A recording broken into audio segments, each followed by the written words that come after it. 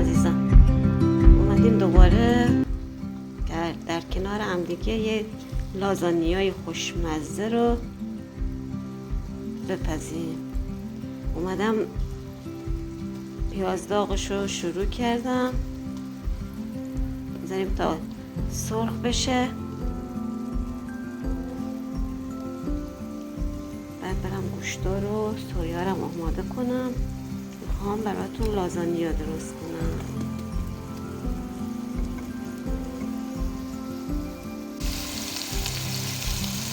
عزیزان، من الان اومدم گوشتا رو ریختم داخل پیازا، دارم تفتشون میدم.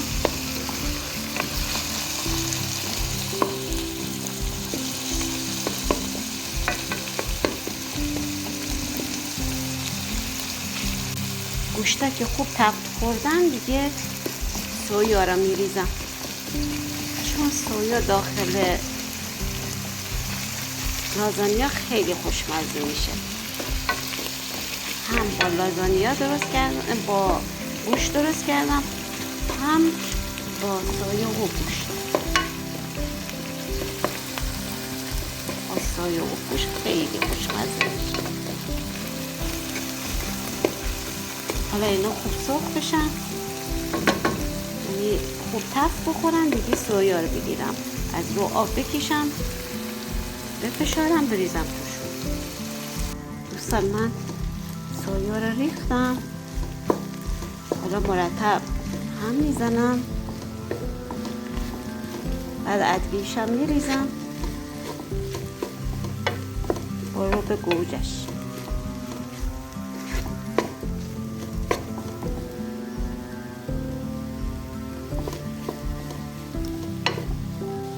من ادویه‌شم بریزم. دیدم من فلفل دلمه رو ریختم، تفتش میدم، قارچو میریزم. فلفل دلمه داخل فریزر داشتم.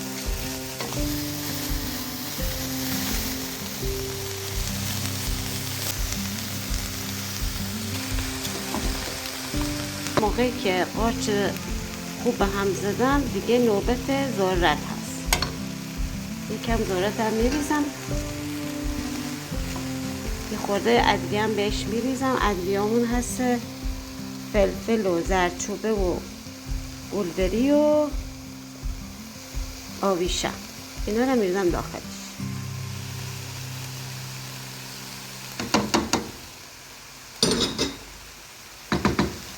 حالا خوب همش میزنم. یکم ربم بهش ریختم بچه‌ها، چون من هیچ موقع رب توشون نمی کنم. این دفعه گفتم حالا بذار یکم رب توشون میکنم. رب توشون نمیزنم مزهش بهتر میشه، خوشمزه تر میشه. نمکشم میزنم.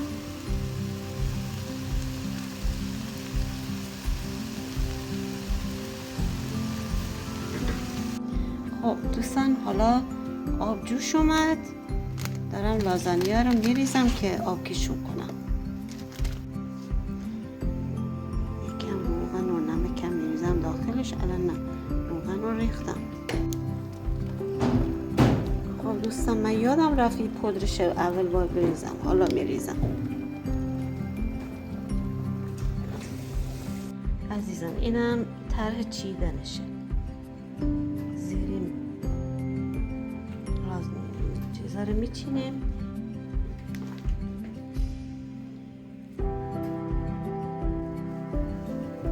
پنیرم میریزیم رو مواد. عزیزان دیگه داره کارمون تموم میشه. پنیرش ریختم، یه داره آماده میشه بره تو فر. عزیزان حالا با هم میذاریمش تو فر.